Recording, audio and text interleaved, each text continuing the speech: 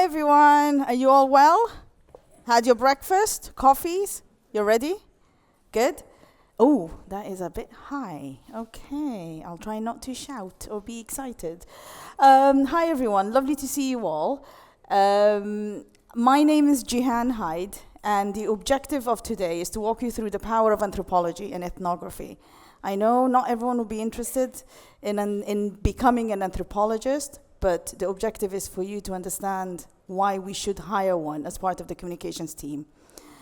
Before I begin, I'd like to introduce myself. I'm the founder of CommUnique. We are an advisory firm that helps organizations to engage effectively with their suppliers, with their employees and communities when it comes to their net zero agenda, but also train them and help them so that they can start their own ESG agenda and help the clients to report effectively on their ESG and sustainability.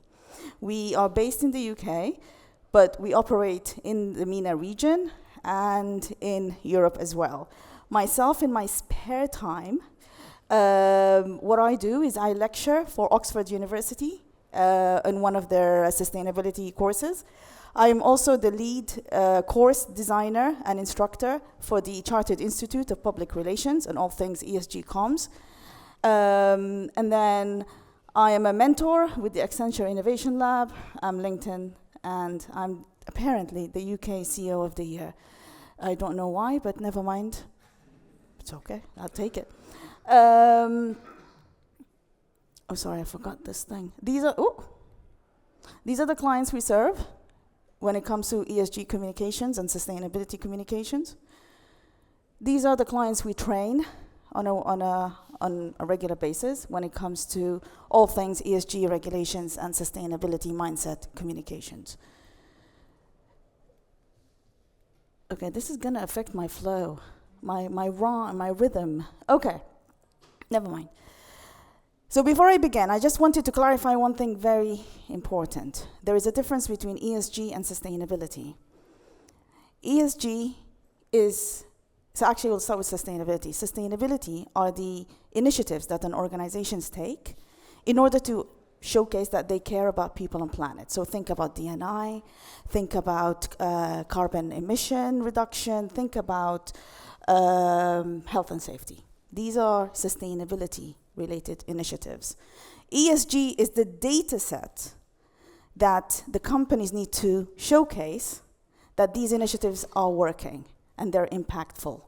The audience for ESG is different than the audience for sustainability. Sustainability is targeted towards your community, your employees, your suppliers, your stakeholders. ESG is targeted towards your investors, your shareholders, and your regulators. So there's a big difference between them, even though they are similar. But we also know it's very complicated. Sustainability and ESG are one of the most complicated disciplines that you can demystify. And because of the complications of it, and because of the technicality of it, we struggle with it sometimes in communicating it. And we end up working in silos. So all of the chief sustainability officers that I advise are actually being hired to look after their environmental impact.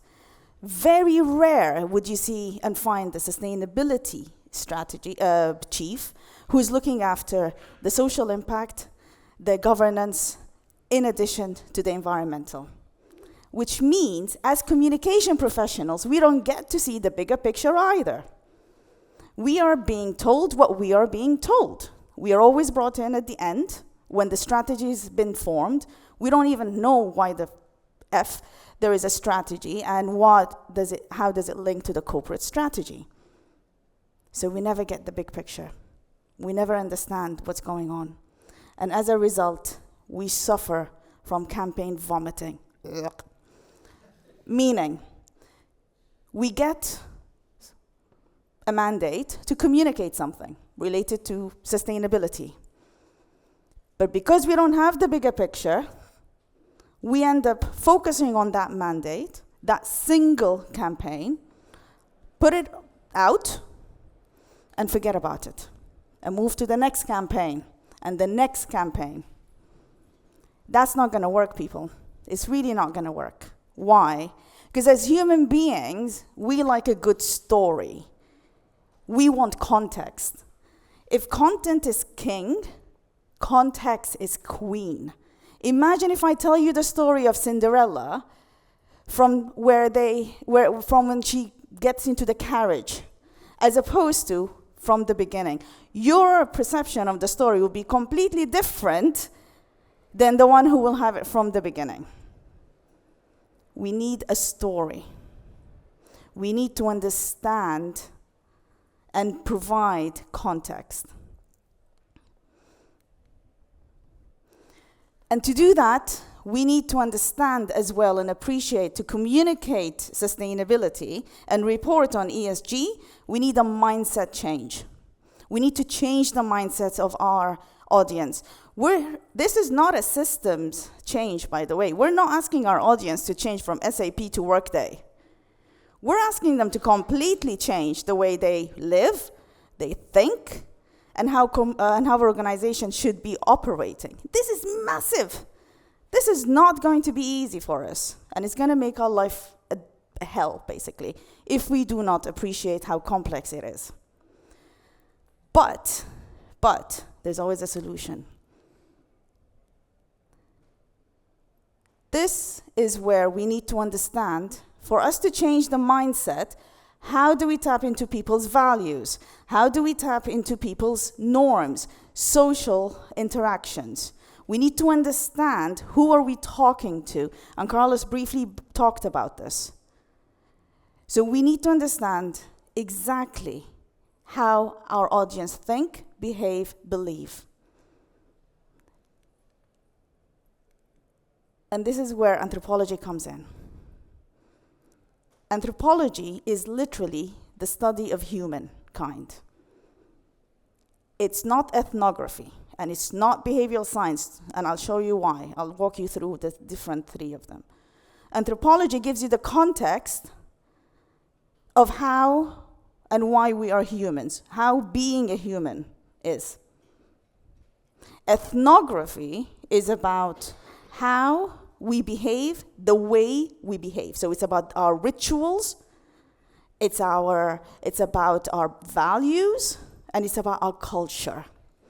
Behavioral science is the science behind why we behave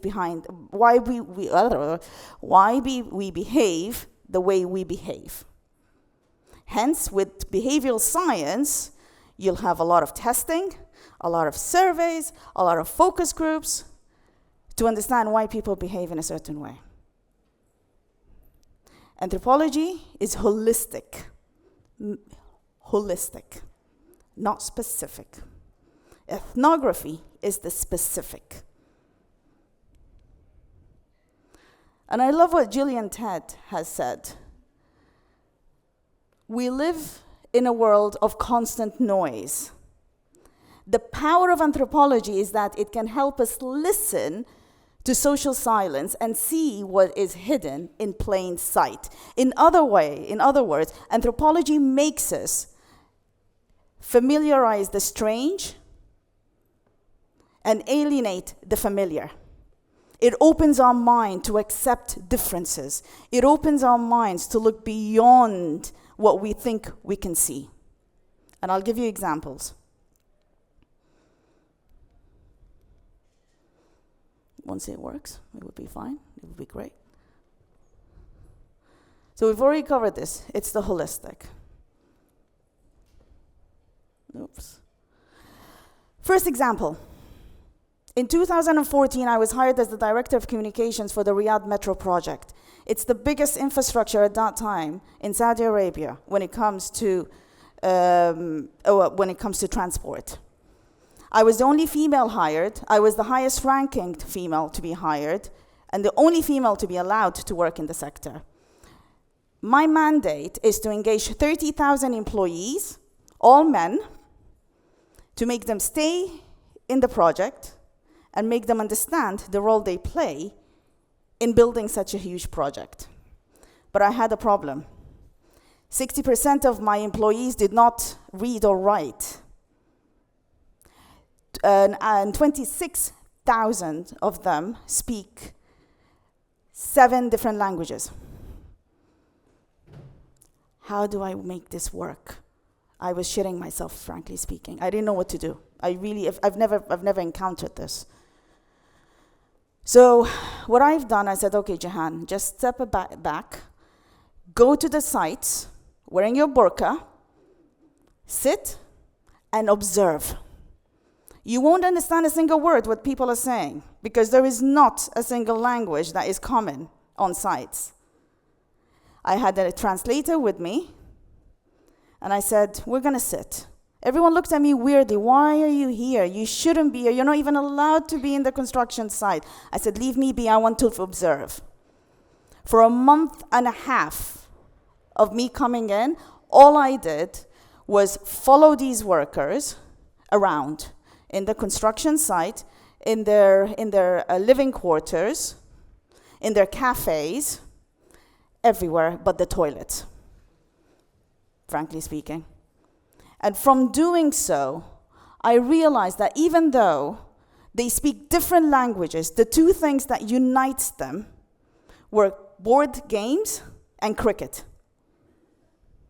That was the 2 things. So I said, okay, fine. Now we understand what unites them. Let's take a step further. What else happens? What we've done then, I created a board game. And the board game didn't have any words because they can't read it, bless them. So it was all pictures around the metro project. It was where the metro was taking. It was what is it linking. And based on that, I was able to get them together to sit and talk to each other and play that board. While I'm doing so, while they were playing at nighttime the board game, I sat next to them and I started asking them and just listening through the translators. What are they saying? And I discovered that the biggest problem that they're facing is that they don't know what impact they have on this project. Because they work in silos, remember? It's the biggest infrastructure. 30,000 employees, different locations. And this was the breakthrough. They didn't know what value they added. And this is where the languages of the communication changed. Instead of just talking about the impact of the metro project, we talk about the impact of these workers on the metro project. We explain to them that because of you and the work you're doing, you're liberating women to go and walk freely in Saudi. Because at that time, women were not allowed to drive. Now they do. But at that time, it didn't. So we basically linked the social impact using the power of anthropology and ethnography to explain to these employees their value. That's example number 1. Example number 2, Mars. I wish I could claim that example, to be fair. Mars launched their pet food business in the 90s. And then they discovered that something is wrong. And just to give you a context, pet food market in 2011 were valued for 53 billion pounds. Now, it's valued for 103 billion pounds. So it's a market worth focusing on from a Mars point of view, the chocolate manufacturers. They've hired an anthropologist called Marianne McCabe. And they said to her, something is off. We're communicating, but we don't know if we're communicating effectively. McCabe selected certain number of families. She followed them everywhere. And she realized that Mars, the way they're communicating, they were focusing on the nutrition behind the food, the value and the benefit of the food to the pets. In reality, that wouldn't work because for these families, the pets are like humans. Who has a pet here? How many times do you talk about your pets per day? How many times do you all as a family, including your teenagers who are on the phone, talk about your pets? How many times you dress your pets like humans? You walk them. You take them with you. They are your human companions. They are part of your family. They are the reason why your teenagers leave the phone down and talk to you. This is where Mars shifted the comms. And rather than talking about the nutrition behind the food, it's the bond that a pet gives you as a family. To summarize, if you use anthropology, you don't even need to have a full-time anthropologist or ethnographer. Just bring them on as contractors. Let them follow your employees. When you use them, you will be able to understand your stakeholder perspectives, because you will be able to see the social silence that you will never see through focus groups. And by the way, the answers you're going to get from a focus group is going to be completely different than the answer you're going to get when you go and follow them in their homes or when you talk to them in private. And it's been proven. It will also identify the unseen impacts. I didn't realize the impact of the Riyadh Metro project and the impact of these employees until I followed them, until I spoke to them, until the light bulb came. It was them who told me, unknowingly, what was the impact. And finally, it contextualizes your data. The data we have so far, in my opinion, is bias, because we see what we want to see. We don't see what others want us to see. And this is where anthropology helps you. It opens your horizon. It gives you a different perspective.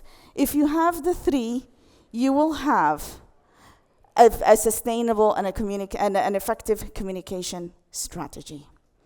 And that's me. Thank you very much.